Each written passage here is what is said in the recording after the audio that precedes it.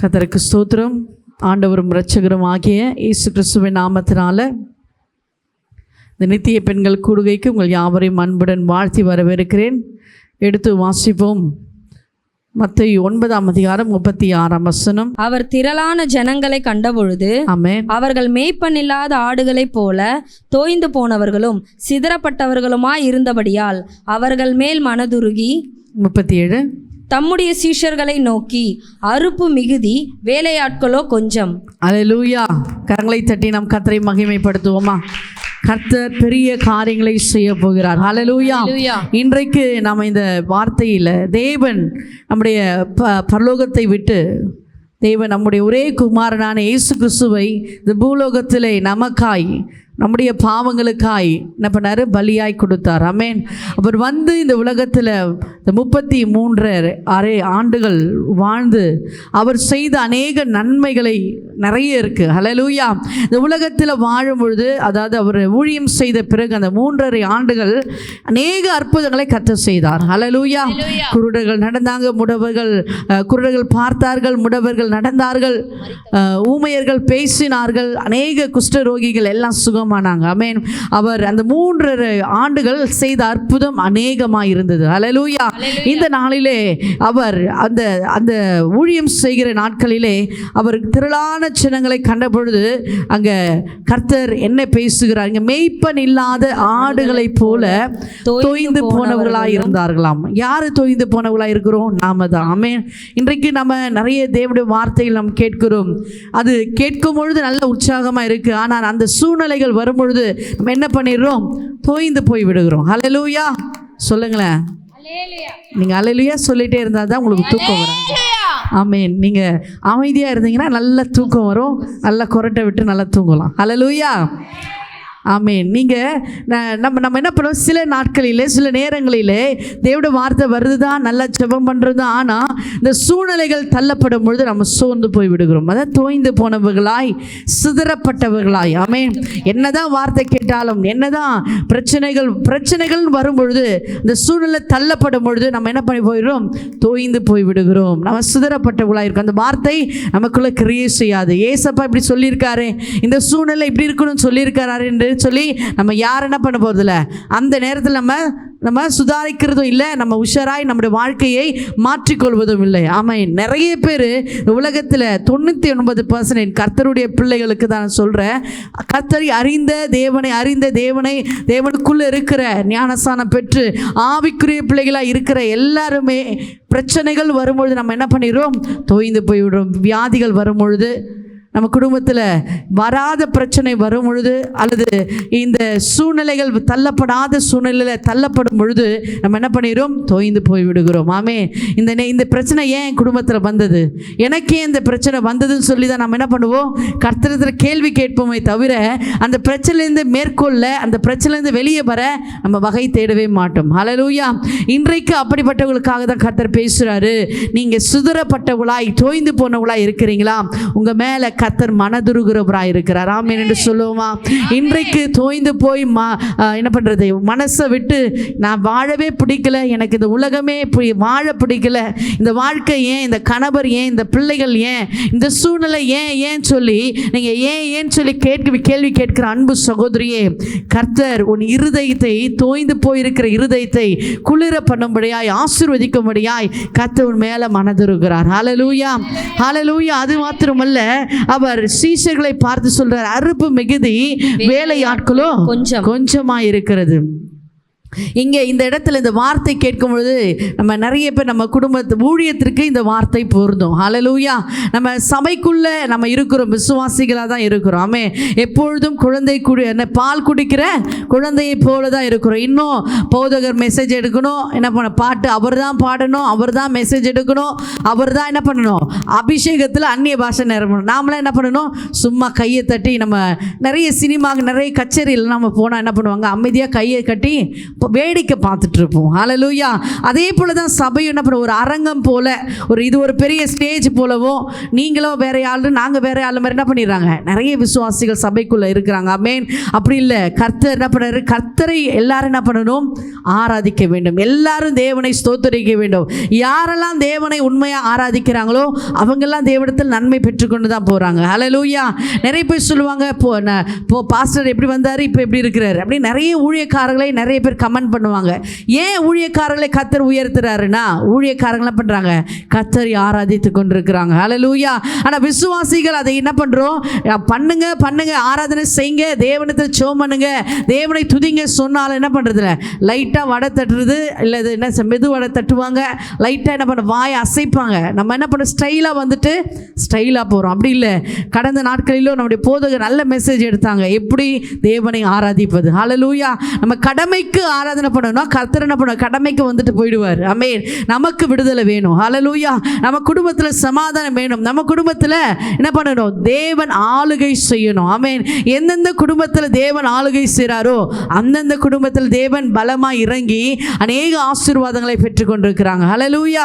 நிறைய சபையில் நிறைய விசுவாசிகள் குடும்பங்கள் ஆசீர்வாதங்களை பெற்று, நீ எப்படியோ இருந்து இப்படி நீ உலகத்தில் வாழவே சூழ்நிலை இல்லையே, ஆனால் இப்படி வாழுற அப்படின்னு சொல்லி கேட்டால் அதற்கு பின்னாடி அவங்களுடைய முழங்கால் இருந்தது. ஹல்லேலூயா.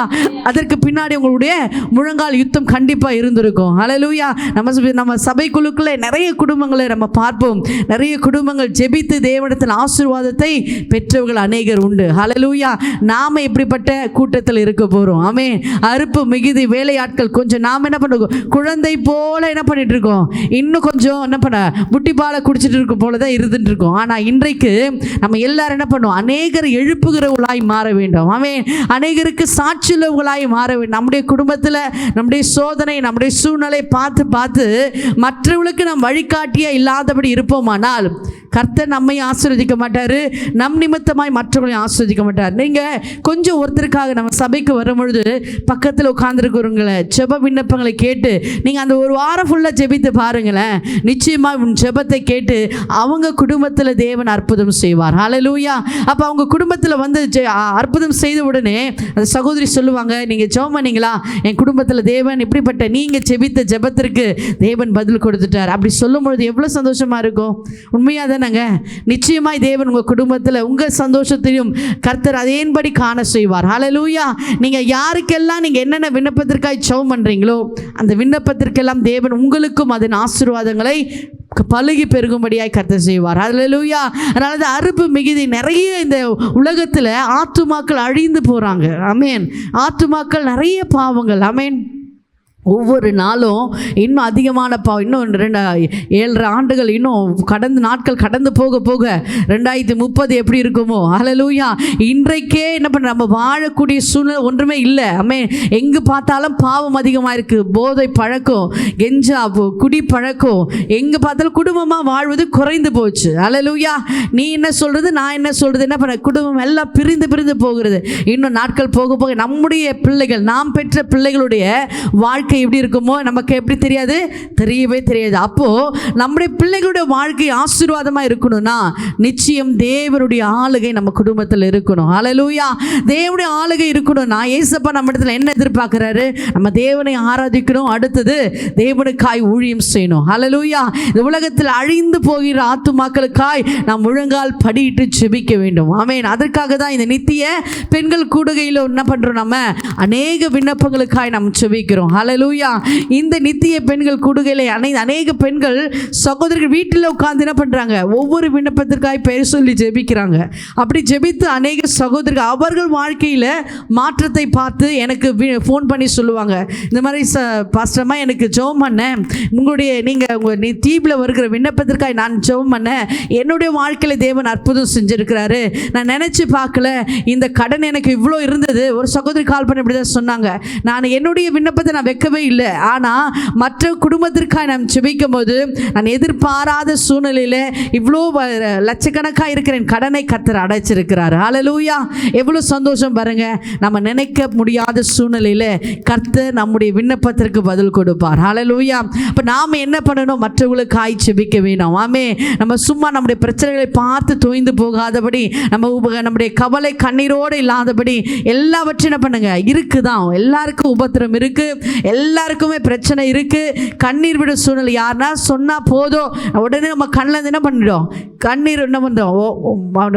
குடமா கண்ணீர் வந்து அவ்வளோ பிரச்சனை நம்ம என்ன பண்ணுவோம்? உள்ளத்தில் அடக்கி வச்சிருப்போம். யாருன்னா கேட்டால் போதும், உடனே நம்ம கண்ணுக்குள்ளே தண்ணி வந்து அவ்வளோ பிரச்சனை. யாரா கேட்க மாட்டாங்களா? கேட்ட உடனே நம்ம என்ன பண்ணுவோம்? அழுது புலம்பி அந்த பிரச்சனையெல்லாம் கொட்டி தீர்த்து அந்த அளவுக்கு இருக்கலாம். நாம நிச்சயமாய் இந்த உலகத்தில் நம்ம உபத்திரவத்தோடு தான் வாழ்ந்து கொண்டிருக்கிற சூழ்நிலை உண்டு. ஆனாலும் திடன் கொள்ளுங்கள். ஹல்லேலூயா. கர்த்தர் உங்களுக்காய் என்ன பண்ண? மரித்து உயிர்த்து எழுந்திருக்கிறாரு. உங்களுடைய விண்ணப்பங்களை கேட்க அவர் வந்து அப்புறம் உங்க சமூகத்தில் அவர் காத்து கொண்டிருக்கிறாரு.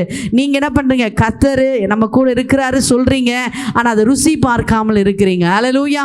இன்றைக்கு நம்ம ஊழியம் செய்து அதனுடைய மேன்மையை நம்ம என்ன பண்ண பெற்றுக்கொள்ள வேண்டும். அது மாத்திரமல்ல, எடுத்து வாசிப்போம். ஏசாயா 35ஆம் அதிகாரம் 5ஆம் வசனத்துல இங்கு காரியத்தை குறித்து ஏசாயா தீர்க்கதரிசி சொல்லுகிறார். வாசிங்க. தம்முடைய ஏசாயா 35 கண்கள் திறக்கப்பட்டு செவிடரின் செவிகள் திறவுண்டு போம். ஹல்லேலூயா. ஹல்லேலூயா சொல்லுவோமே. இங்கு சொல்லப்பட்டிருக்கு, குருடரின் கண்கள் திறக்கப்பட்டு செவிடரின் செவிகள் திறவுண்டு போகுமா. ஹல்லேலூயா. இன்றைக்கு நம்ம குருடரை போல இந்த உலகத்தில் நாம் வாழ்ந்து கொண்டிருக்கிறோம். நம்ம ஆவிக்குரிய பிள்ளைகள் தான், ஆனா ஆவிக்குரிய ஜீவியத்தில் நம்முடைய கண்கள் என்ன பண்ணிருக்கு? மறைக்கப்பட்டிருக்கு. குருடர்களாய் நாம் காணப்படுகிறோம். தேவனுடைய சுத்தம் தெரியாதபடி ஏனோ தானோ வாழ்க்கை நாம வாழ்ந்து கொண்டிருக்கிறோம். ஹல்லேலூயா. இந்த உலகத்தில் இயேசுவுடைய மேன்மை நாம் அறிந்தோ அதை உணராமல் இருக்கிறோம். அதுதான் நம்ம குருடரை போல இருக்கிறோம். ஆமென். குருடருக்கு தெரியுமா? கண்ணு தெரியாதவங்களுக்கு தெரியுமா இந்த உலகம் எப்படி இருக்கும்? அல்லது ஒரு நீல கலரோ அல்லது ஒரு கருப்பு கலரோ எப்படி இருக்கும் தெரியுமா? தெரியாது. ஆனா அந்த உலகத்தில் வாழ்ந்து கொண்டு தான் இருப்பாங்க குருடர்களும். ஆமென். அது போலதான் நாமும் ஆவிக்குரிய ஜீவியத்தில் இருக்கிறோம்.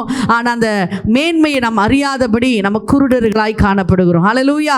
எப்போ தேவனுடைய மேன்மை நாம் அறிந்து கொள்றோமோ அப்போ கர்த்தர் என்ன பண்றாரு? நம்முடைய கண்கள் திறக்கப்படுகிறது. ஹல்லேலூயா. ஹல்லேலூயா. கடந்த வாரத்தில் நம்ம பர்த்திமே குருடனை பார்த்தோம். அங்க இயேசுவை என்ன பண்ணா? அவன் கூப்பிட்ட உடனே இயேசுப்பா அவனுக்கு மனம் இறங்கி அவனுடைய கண்களை கர்த்தர் என்ன பண்ணாரு? திறந்தார். ஹல்லேலூயா. நம்ம சரீர பிரகாரமாய் பார்வையற்றவர்களாய் இருக்கிறவரை போல வாழ்ந்து கொண்டிருக்கிறோம். ஆமென். புரியுதுங்களா? நம்ம சரீர பிரகாரம் நல்லா கண்ணு தெரியுது, ஆனாலும் நம்ம என்ன பண்ண? ஆவிக்குரியவர்களாய் நம்ம என்ன பண்ணல? கண்கள் குருடாக்கப்பட்டிருக்கு. இன்றைக்கு அந்த பரிதாபத்திற்குள்ள நாம் வெளியே வர வேண்டும். ஹல்லேலூயா. அந்த பரிதாபத்திற்குள்ள தள்ளப்படாதபடி கர்த்தருடைய பரலோக ராஜ்யத்தில் பிரவேசிக்கணும்னா ஆவிக்குரிய கண்கள் திறக்கணும். ஆமென் என்று சொல்லுவோமே. ஆவிக்குரிய கண்கள் திறக்கணும். நம்ம என்ன பண்ணணும்? தேவ சமூகத்தில் காத்திருக்கிறோம். ஆமென். நம்ம ஆவிக்குரிய கண்கள் திறந்துச்சுன்னா நம்ம கணவரிடத்தில் சண்டை போட மாட்டோம், பிள்ளைகளிடத்தில் நம்ம என்ன பண்ண மாட்டோம்? வாக்குவாதம் பண்ண மாட்டோம், நம்ம குடும்பத்தில் இருக்கிற பிரச்சனைகளை பார்த்து நம்ம தோய்ந்து போக மாட்டோம். ஹல்லேலூயா. ஆவிக்குரிய கண்கள் நமக்கு திறந்துச்சுன்னா இயேசு தான் எல்லாமே. ஹல்லேலூயா. எல்லாமே இயேசு தான் எனக்கு தெரியும், ஆனா நம்ம பிரச்சனை வரும்போது நம்ம தோய்ந்து போயிடுறோம். அந்த ஆவிக்குரிய கண்கள் நமக்கு என்ன பண்ண? மூடப்படுகிறது. இன்றைக்கு நமக்குன்னு கர்த்தர் ஆவிக்குரிய கண்கள் திறக்கணும் சொல்லி நம்ம ஜெபிக்க வேண்டும். ஆமென். அப்படியே கண்களை கையில கண்களை வச்சு என்ன ஜெபம் பண்ணுங்களேன்? என்னுடைய ஆவிக்குரிய கண்கள் திறக்கப்படணும் இயேசுப்பா. எல்லாம் கேளுங்க. இந்த நாளில கேளுங்க. நான் கண்களில் இருந்தும் நான் குருடா இருக்கிற ஆண்டவரே. எல்லாம் கேளுங்க. எனக்கு கண்கள் இருந்தும் நான் குருடா இருக்கணும். இந்த பரலோக ராஜ்யத்தை குறித்தோ நித்திய மகிழ்ச்சி குறித்தோ எதுவுமே தெரிவதில்லை. நான் ஆவிக்குரிய கண்கள் நான் திறக்கப்படணும் ஆண்டவரே. எனக்கு திறக்கப்படணும். கேளுங்க. வாய் திறந்து கேளுங்க. இன்றைக்கு நிச்சயமாய் கர்த்தர் உன் கண்களை திறக்கும்படியாய், நீங்க பார்வை அடையும்படியாய் கர்த்தர் சமூகத்தில் காத்திருக்க உங்களுடைய கண்கள் திறக்க போது நீங்க கேளுங்க. வாயை திறந்து கேளுங்க. நிச்சயமாய் குருடரின் கண்களை அவர் திறக்க வல்லமை உள்ளவர். ஆமே. நம்ம மாம்சத்தில் கண்கள் இருக்குன்னு சொல்லலாம், ஆனால் உண்மையிலே நம்ம கண்கள் இருந்தும் பார்வை அற்றவளாய் காணப்படுகிறோம். ஹல்லேலூயா, ஹல்லேலூயா. இன்றைக்கு ஒரு தீர்மானம் எடுங்க. என் வாழ்க்கையில் என்ன பிரச்சனை வந்தாலும் சரி, அன்பு சகோதரியே, என் வாழ்க்கையில் என்ன உபத்திரம் வந்தாலும் சரி, என் தேவன் எல்லாவற்றையும் பார்த்து கொள்வார். ஆமே. என் தேவன் எல்லாவற்றையும் பார்த்து கொள்வார். அவர் யெகோவா ஈரா இருக்கிறார். ஹல்லேலூயா. யெகோவா ஈரா இருக்கிறாரு. என் கணவரை, என் பிள்ளைகளை, என் குடும்பத்தை எல்லாவற்றையும் பார்த்து கொள்வாரு. நான் எது குறித்தும் கவலைப்பட மாட்டேன். ஆமேன்னு சொல்லுங்களேன். அப்படி செஞ்சு அப்படி சொல்லி அநேக ஸ்திரீகள் நம்முடைய வேதத்தில் பார்க்க முடியும். ஆமென், ஹல்லேலூயா. ரூத் தன்னுடைய கணவர் இழந்து, தன்னுடைய தேசத்தை இழந்து, தன்னுடைய பெற்றோரெல்லாம் விட்டு என்ன பண்ணா, மாமியார் அவங்க சைடு போயிட்டாங்க. ஹல்லேலூயா. ஆனாலும் தேவன் என்ன பண்றாரு, அவரை என்ன பண்ண கைவிடவே படலை. ஹல்லேலூயா. அவள் மீண்டும் என்ன பண்றாரு, மீண்டும் மறுவாழ்வை கொடுத்து அந்த ரூத்தை கர்த்தர் ஆசீர்வதித்தார். ஹல்லேலூயா. இன்றைக்கு எனக்கு வாழ்க்கை இல்லை, எதுவுமே இல்லை, என் குடும்பத்தில் பணம் இல்லை, எனக்கு சொத்து இல்லை, எனக்கு ஆசீர்வதிக்கும்படியான வழியே இல்லைன்னு சொல்லி நீங்க நினைக்கிறீங்களா? உன்னுடைய ஆவிக்குரிய கண்களை திறந்து பாருங்க. நிச்சயமாய் கர்த்தர் உன்னை ஆசீர்வதிச்சிருக்கிறாரு, இன்னும் ஆசீர்வதிப்பார். கரங்களை தட்டி கர்த்தரை மகிமைப்படுத்துவோம். நல்ல கரங்களை தட்டி கர்த்தரை மகிமைப்படுத்துவோம். அந்த நித்திய மகிழ்ச்சி, அந்த பரலோக ராஜ்யத்தின் ஆசீர்வாதங்கள் உங்களை இந்த நாள் முதற்கொண்டு ஒவ்வொரு குடும்பத்தையும் ஆளுகை செய்ய போகுது. ஹல்லேலூயா. விசேஷித்த பாதுகாப்பை தேவன் உங்களுக்கு கட்டளையிடுவார். ஆமென்.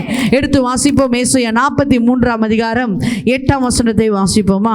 கண்கள் இருந்தும் குருடராய் இருக்கிற ஜனத்தையும், காதுகள் இருந்தும் செவிடராய் இருக்கிறவர்களையும் புறப்பட்டு வர பண்ணுங்கள்.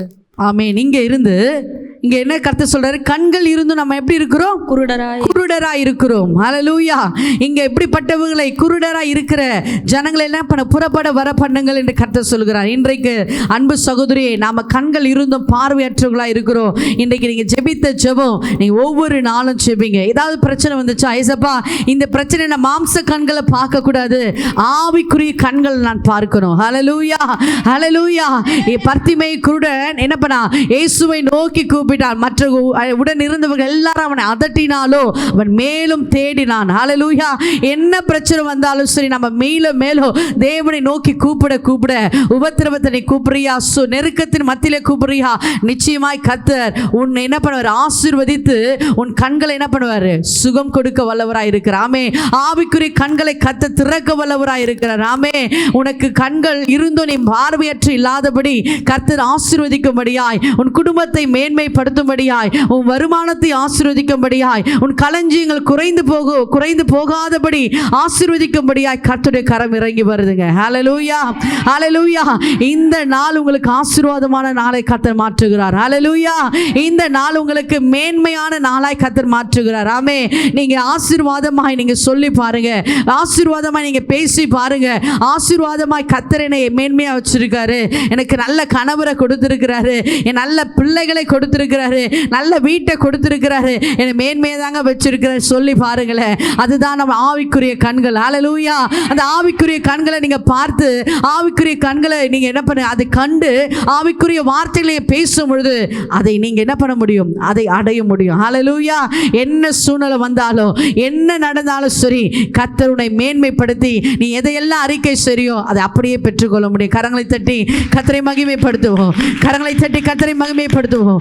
பார்வையற்றவர்கள் கர்த்தரண்டை வரும்பொழுது அவர் நிச்சயமாக குருடரின் கண்களை அவர் திறக்க வல்லவராயிருக்கிறார். ஹல்லேலூயா. நம்ம எல்லாம் கர்த்தர் சமூகத்தில் வந்துட்டோம், ஆனால் நம்ம என்ன பண்ணல, பார்வையற்றவர்களாக இருக்கிறோம். இன்றைக்கு நீங்க ஒப்பு கொடுத்த அந்த வார்த்தையின்படியாய் கர்த்தர் உங்க கண்களை திறக்க செய்ய போறார். ஆமென் என்று சொல்லுவோமா? உங்க ஆவிக்குரிய கண்களை கர்த்தர் திறக்க செய்ய போறாரு. நம்முடைய கண்களை திறந்துட்டாருன்னா போதும், நமக்கு முன்பாக இருக்கிற எல்லா ஆசீர்வாதம் நமக்கு தெரியும். ஹல்லேலூயா. நம்மை ஆசீர்வதித்திருக்கிற காரியங்களை கர்த்தர் நமக்கு வெளிப்படுத்துவார். அப்படியே கண்களை மூடி நம்ம ஒப்பு கொடுத்து ஜெபம். இந்த நாளிலே கர்த்தர் நமக்கு ஆவிக்குரிய கண்கள் தரணும் சொல்லி மீண்டும் நம்ம கண்களை மூடி நாம் ஜெபிக்க வேண்டுமா?